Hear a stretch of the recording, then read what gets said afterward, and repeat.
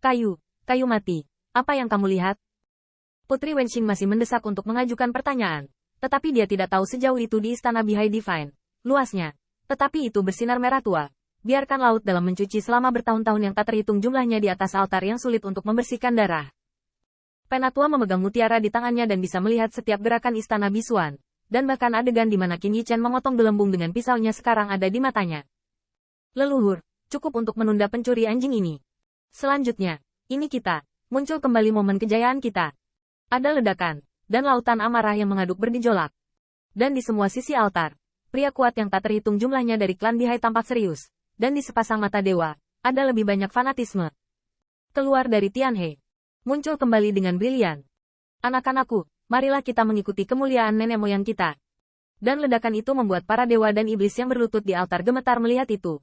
Bukankah tentara kaisar yang menaklukkan para penyintas Bihai? Tentara kekaisaran ini, seolah sudah ditangkap, berlutut di altar, ada ratusan ribu.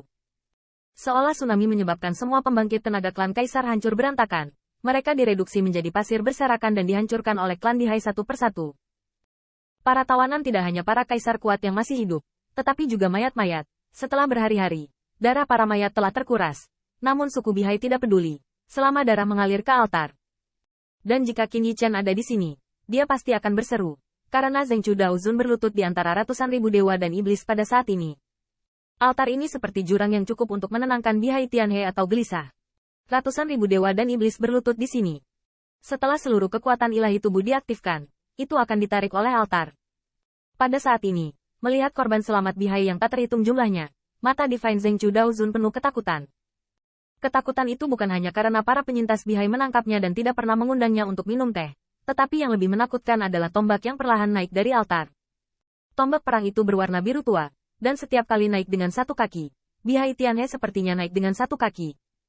Itu seperti benda suci yang menekan Bihai, dan itu adalah benda suci di mata orang Bihai yang tak terhitung jumlahnya. Tolong senjata kekaisaran. Tanda seru. Tanda seru. Tetua klan Bihai berteriak keras, tombak ini sudah rusak, dan dia masih bisa melihat harta surga dan bumi yang tak terhitung jumlahnya, dan kemudian menciumnya dengan api yang yandao. Dan hampir tidak memperbaiki sudut. Sama seperti klan Bihai hari ini, tidak lagi luas seperti dulu, tetapi sangat kuat. Gemuruh. Tanda seru. Tanda seru.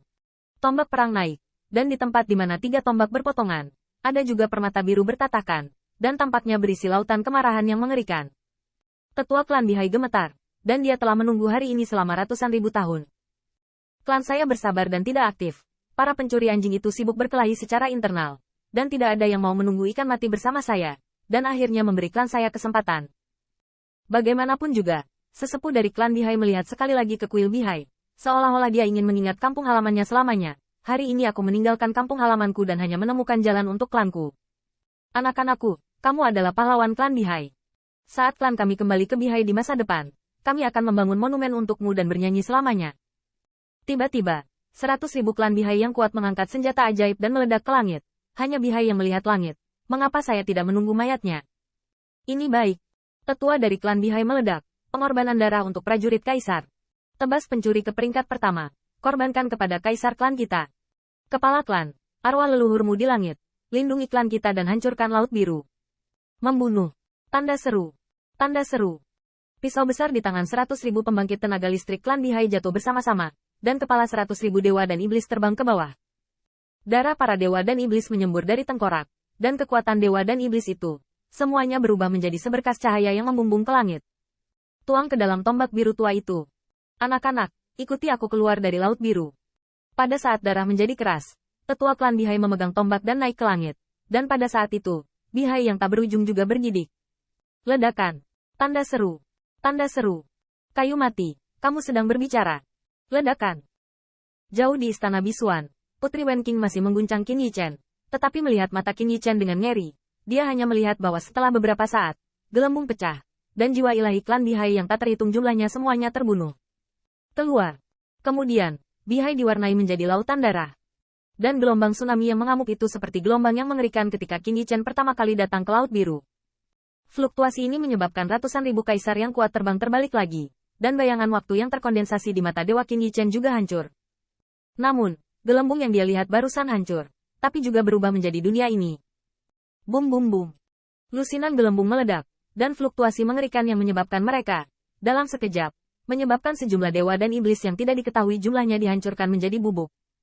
Lusinan alam Dao hancur, dan jiwa Dao jiwa ilahi dari klan Bihai juga terlihat lagi. Pencuri anjing, hari ini adalah waktu pembayaran hutang darahmu. Saya melihat jiwa Dao dari seorang tetua klan Bihai membawa tulang seperti Hong Xuan di tangannya. Di belakangnya, ratusan ribu pembangkit tenaga klan Bihai membunuh. Untuk kemuliaan ras saya. Segera setelah tsunami jatuh, teriakan ratusan ribu pembangkit tenaga klan Bihai membuat lautan yang marah semakin marah dan niat membunuh. Kerumunan Qin Yichen benar-benar tercengang. Tsunami menyebabkan mereka menderita banyak korban jiwa, dan orang-orang yang menyambut mereka ternyata adalah ratusan ribu klan Bihai yang takut mati. Itu terbalik, semuanya terbalik. Mata Dewa Pangkuohai sangat marah, dan dia tiba-tiba mengambil pedang bulan dan berteriak dengan marah. Angkatan Laut Pengadilan Surgawi, jawab musuh. Tanda seru. Tanda seru. Lindungi sang putri. Di sisi lain, Qin Yichen minum dengan dingin, meremas telapak tangan para dewa, dan menangkap salah satu prajurit istana kaisar, hanya untuk melihat sang Changsheng gemetar. Mengapa, bagaimana ini bisa terjadi? Seolah serangan balik ratusan ribu dewa Bihai membuat semua kaisar panik dalam sekejap. Hanya Qin Yichen yang berdiri di samping Putri Wenxing dengan pisau, dan berteriak dengan dingin. Mengapa ini tidak terjadi? Tidak, apakah klan Bihai ini ingin kita merebut kesempatan dunia jalanan lagi dan lagi? Klan Bihai telah memberontak. Terlebih lagi, ini adalah perang tanpa kompromi, tanpa konsesi, hanya pembunuhan. Qin Yichen tahu bahwa dia sedang berjalan di atas tulang klan Bihai, atau klan Bihai menjadikannya dewa emas dan besi. Para prajurit istana Kaisar Ke mematuhi perintah, musuh menyerang. Tanda seru. Tanda seru. Qin Yichen langsung pergi dengan pedang, tetapi menghadapi serangan ratusan ribu pembangkit tenaga klan Bihai seperti air pasang. Semua klan Kaisar hanya saling berhadapan, dan mereka dikalahkan. Tsunami baru saja membuat semua orang lengah dan menghancurkan medan perang para kaisar dari semua sisi. Lalu, ada ledakan puluhan gelembung. Itu adalah kekuatan penghancur diri dari lusinan alam Dao. Ini tidak terduga oleh Qin Yichen. Gelembung adalah rumah dari jiwa dewa klan Bihai ini. Mereka bahkan menghancurkan rumah mereka sendiri. Bagaimana itu bisa menjadi pertempuran?